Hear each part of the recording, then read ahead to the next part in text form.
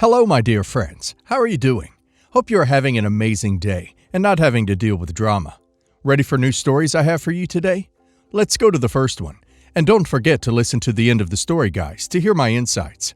Enjoy the stories, and don't forget to like and subscribe. And of course, don't forget to leave a comment. I, 55 female, and my husband, 58 male, have been together for over 30 years, and in that time, we've experienced all kinds of ups and downs. But I never thought our relationship with our son and his fiance would end up like this. My husband, let's call him John, comes from a very wealthy family. His parents were your typical old money types, very elitist, very snobby, and extremely particular about who their only son would marry. Spoiler alert, they absolutely did not approve of me. I come from a very modest background, nothing fancy. My parents were blue-collar workers, and I never went to college. I met John when I was working as a waitress, and it was one of those whirlwind romance stories. We fell in love fast, and before I knew it, he proposed. John's parents hated the idea of him marrying someone beneath his station, and they didn't hesitate to make that clear. They gave him an ultimatum: marry me and get cut off from the family fortune, or break up with me and stay in the family's good graces. To my shock and sadness, John's parents followed through when he chose me, and they disowned him completely. It was devastating for him, but we built a life together, and I like to think we were happy despite the challenges. Fast forward a few years, and we had our son, Michael, now 28 male. He was the light of our lives, and surprisingly, his birth softened John's parents a little. They never outright apologized for their behavior or their rejection of me, but they were more open to a relationship with their grandson. Over the years, John's mother and father would send gifts and make small attempts to reconnect, though they never spoke to me directly. I stayed in the background, not wanting to stir any more drama, and John was grateful for whatever crumbs of affection he could get from his parents after years of estrangement. Then, about 5 years ago, John's parents both passed away within a year of each other. To our absolute shock, they left us a huge inheritance. I'm talking millions, more money than John and I could ever imagine. They also left us a house, a sprawling estate that, ironically, we had driven by many times in the past and joked about living in someday, because it was so out of reach.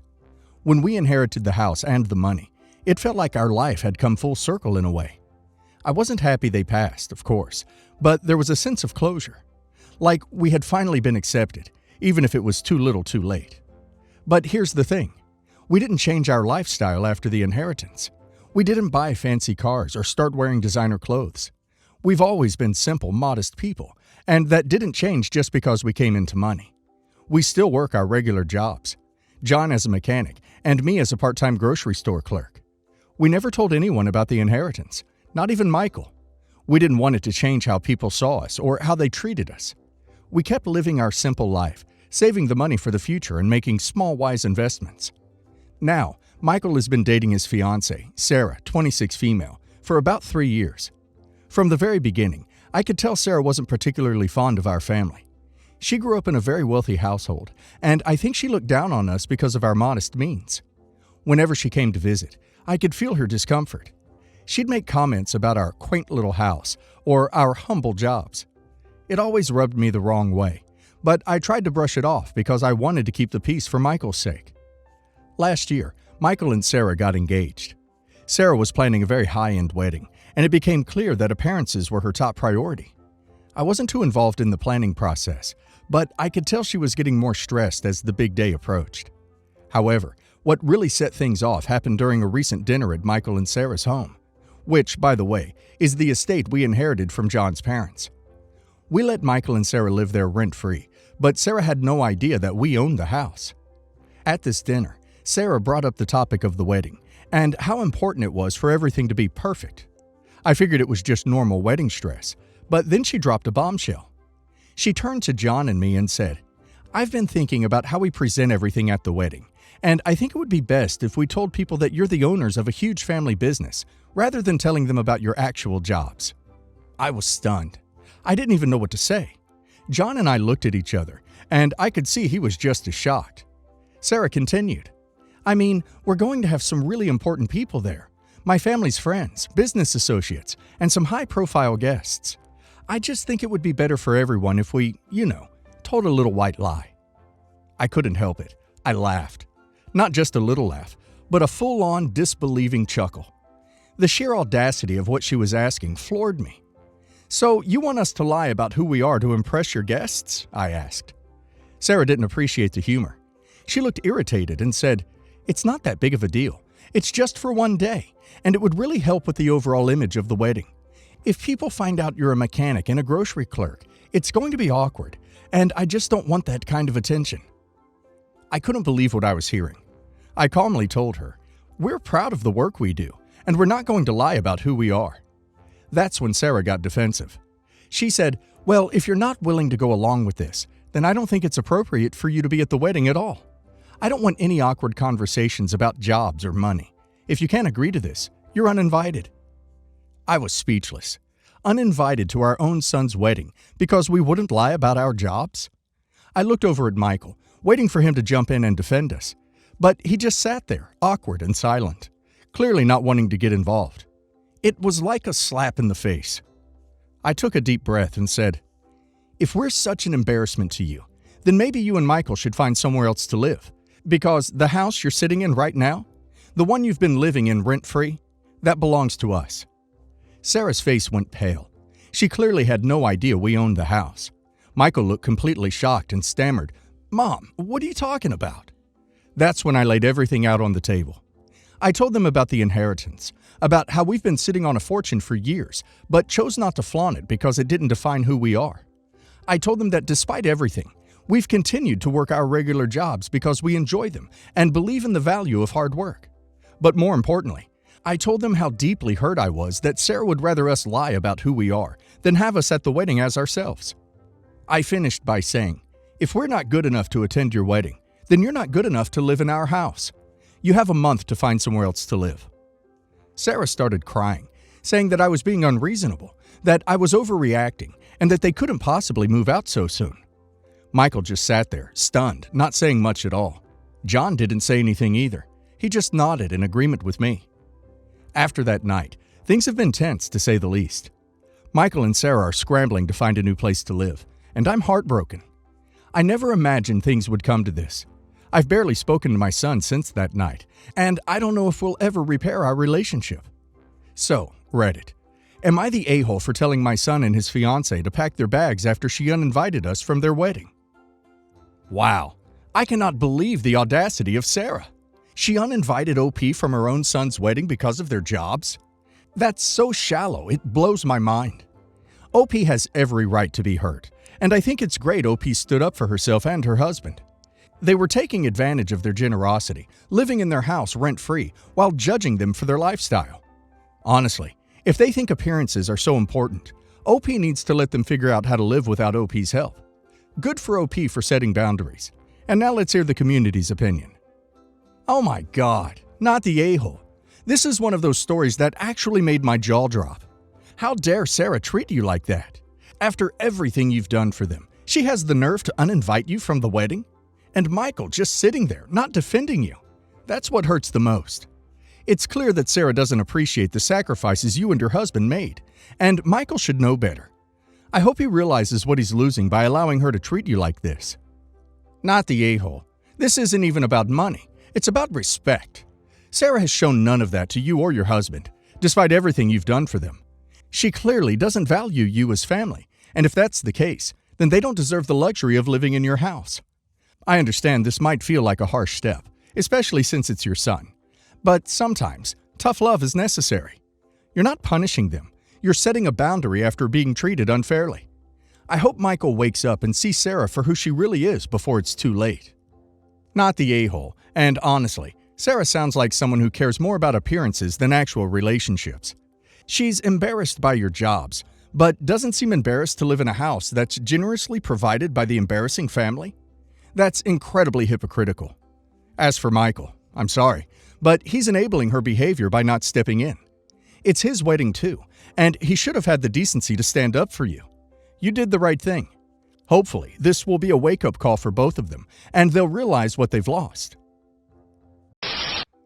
To start, my husband and I keep our premarital money in separate pots, and all incoming money in a joint pot. All our income and expenses go in and come out of the joint pot, and it's something we both wanted. And I feel like I should also say that his premarital pot was bigger than mine when we got married. Last year, my former company IPO'd, and so my premarital pot is pretty big now. There's this place my parents usually rent out a cottage for a week or so during the summer, but last year it was all booked up. So this year, it's all booked up again, and my parents were talking about how there's one cottage currently being listed, but it'd be quite the stretch for them. So I decided that I'd pay for half the cottage, $100K for my half. Also, the only reason I took that job is because of encouragement from my parents. It paid less than my other offers, but I thought that what they were doing was interesting. So we got the cottage, and they're over the moon. They've been there every other week this summer. So my parents like to exaggerate. They've been telling their friends I bought the cottage for them, even though I only paid for half and word got to my in-laws. They've been wanting to move closer to us for a while, so they want us to help them purchase a house near us. They'll sell their current home and use some savings, so the extra that we'd have to cover would also be about $100K. However, this amount would drain most of my husband's pot, and I don't want to take that much out of our joint pot. My husband isn't pressuring me at all. I agreed at one point, but he vetoed it because I didn't sound fully okay with it. My in-laws think I'm the a-hole because I'm treating them differently from my parents, and they think all assets should be joint in a marriage. Though we agreed everything earned after marriage is joint. He earns about 50% more than me. I'm also getting messages from others from his side of the family telling me I'm selfish, that I'm freely spending his money in our joint pot, but preventing him from using it on his parents. So maybe I should be okay with him taking that much out of our joint pot since he earned more of it. So am I the a-hole for not wanting to spend the money on my in-laws even though I did for my parents? Edit. For those calling my parents liars. Apparently, they just said I helped them with the purchase, and seems like by the time it reached my in-laws through the broken telephone, they thought I bought the whole thing. But even if I did, it'd still be with my money, not my husband's. You two are very smart with your money, and you communicate well. Your husband vetoed something because you didn't actually sound okay with it, and that's great. At this point, I hope you're also communicating to your husband these nasty messages, because frankly, I'd be embarrassed to have family that greedy. Not the a-hole at all, and I hope you can do something to reduce or cut off these people. If they want to help their family so much, why don't they offer to chip in? With the economy and everything going on, it'd be safer to save as much money as you can. Good luck. Not the a-hole. The entitlement of these people to think they're owed a $100,000 gift is ridiculous. What you do with your premarital money is your business. If his family members want your in-laws to have this home so badly, they should cough up the cash instead of harassing you. P.S. Good on your husband for not pressuring you or accepting your original agreement. Sounds like a keeper, even if his family isn't. Not the a-hole. You and your husband agreed to keep all premarital assets separate, and that works for you too. Your in-laws aren't entitled to your money, regardless of their thoughts on marital finances. You have done nothing wrong here. I was previously married for about 8 years. While we were married, my parents seemed to never like my spouse, and more than once I had to ask them to stop saying unkind things to her. They kept pushing us to have kids, but we never did. Eventually, we had some marital issues, and to be clear, I am not blaming her for these issues. It was both of us. And we're on a trial separation while in counseling, and at the time, the agreement was that we were not seeing other people. However, suddenly my spouse was pregnant, and it was not possible that it was mine, as the last time we had S was 2 months prior to her conception date. That was the end of the marriage, and I filed for divorce 2 days after I found out. My parents, knowing fully that this was not my child, and that the conception was my spouse cheating on me, however, then chose to support my ex through her pregnancy. They chose to play grandparent to my ex's kid. When I told them that it was an issue for me that they were so involved in her life still, their solution was to lie, poorly, and now just not talk about it. I found out secondhand that not only did they go to her wedding, to the guy she cheated with, but that my father gave her away at that wedding. They now also play grandparent to her 2 additional kids with the new hubby. They go on vacations with her and her family. This has been going on for 10 years, and I feel like I lost my parents in my divorce. I can't talk to my parents because they will just lie to me like they do about seeing my ex. I found out, again secondhand, that my ex and her family are staying with my parents and are there with them today for Christmas, which explains why I wasn't invited when all my siblings were. My parents have said that they feel like I am being ridiculous and that it's their Christian duty to look out for my child, which they say is mine because we were married when she got pregnant, even if I feel like abandoning the kid is okay. They blame me for the family never being able to be together, since I won't attend family events that she's going to, which more and more is all of them. Everyone in my family has pretty much treated me as persona non grata for abandoning the family. Am I the a-hole here? Am I the one destroying the family? Should I just play uncle to my ex's kids that I want nothing to do with? Not the a-hole. This is disgusting. Remind them that she broke the marriage covenant, but also a commandment. Time to write the whole lot of them off. If having grandchildren is more important than their actual child, don't give them the choice. Info. Do your parents know where babies come from? Like how they are made? Last I knew, they did not pop out of wedding bands. Not the a-hole. Your parents are bizarre. They don't like this woman and push her away until she becomes an incubator of life, and suddenly she is a daughter they've never known they wanted. Like she became worthy once she started having children. That in itself is gross. Their latching onto her at the cost of their own child is super weird. Not the a-hole. That's so incredibly awful of your family. They made the choice to choose your cheating ex over their own son. It was their decision to push you out of the family. Me and my sister haven't had the best relationship. We were kinda close as kids, but when we became teens, we got into a weird sisterly rivalry. She was older and smarter, so she won. I eventually matured out of this, but she didn't. She took every chance she could to make me feel lesser and make me appear to be the bad sister and black sheep of the family. This damaged our relationship greatly. I hadn't cut her out of my life until about 4 years ago. She was in a bad place. Her husband got into bad habits. She had kicked him out and he ran off to God knows where. She was struggling to feed 2 kids by herself now that their breadwinner was gone. I saw this and did what I could to help. I'd invite them over, make them meals, send them home with food and very often money. Me and my husband had 1 child and both worked pretty good jobs, so we could afford to help. She returned this act of kindness by ducking the crap out of my husband in our marital bed. This happened twice, and my husband confessed a few weeks later. I kicked him out and confronted my sister, and she seemed remorseless, like she didn't care that she was destroying my life and my child's life. At that point, I decided I was better off without her in my life. I eventually decided to try and reconcile with my husband because he actually seemed genuinely sorry, and I didn't want to split our baby's life. 4 years in and we're going strong, but still have some steps to walk. I haven't talked to my sister once since confronting her. Fast forward to last weekend. My mom called me and told me I needed to go pick up my nieces. Apparently, my sister's new boyfriend had a nasty motorcycle accident and is in the hospital. He's fine and well now, and my sister needs to go to the hospital. I said I wasn't sure, and my mom gave me my sister's number. I called her and asked what's up, and she begged me to watch her daughters. I looked at my husband, and he said it's up to me. I told her I couldn't, after all she did to my family. My sister cried and yelled at me, calling me selfish, and said our issues shouldn't impact her kids. I got tired of hearing her and hung up. 10 minutes later, I got a call from my mom telling me how awful I was for not taking the kids in. Luckily, they found someone else, but she still said I was a terrible aunt, sister, and person. Am I the a-hole? Not the a-hole. She who ducks her sister's husband forfeits her right to ask said sister to babysit. Pretty sure that's in the Bible. Not the a-hole. Curious, what did your mom say when your sister seduced your husband? Was she at least a bad sister? Your family sounds like they suck. Good for you for standing up for yourself. She excused it by saying she was in a dark place and I should be more upset at my husband. Huge not the a-hole.